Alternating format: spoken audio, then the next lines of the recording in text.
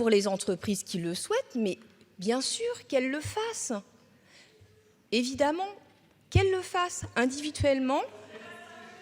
On parle tous de reconnaissance au niveau de la société. Cette reconnaissance sera d'autant plus forte qu'elle sera portée entreprise par le dialogue social, plus que de l'inscrire dans la loi.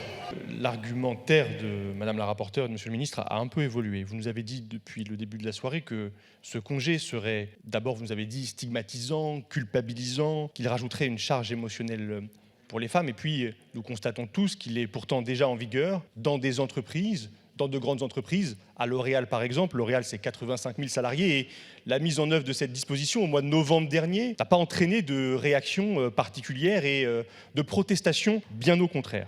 Mais vous nous appelez maintenant au dialogue social, comme si le droit, par exemple, à congé pour mariage, reconnu aujourd'hui par la loi, le droit à congé pour naissance, reconnu par la loi, le droit à congé pour le décès d'un enfant, d'un partenaire, d'un conjoint, d'un père, d'une mère, d'un frère, d'une sœur, reconnu par la loi. Comme si donc, si je suis vos arguments de ce soir, cela pourrait être renvoyé au dialogue social. Nous sommes en République. Notre régime est républicain.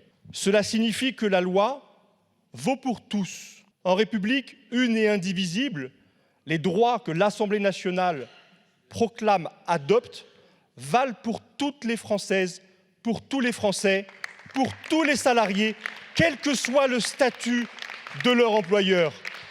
C'est ce droit que nous pouvons créer ce soir et faire ainsi la preuve de notre attachement aux principes républicains.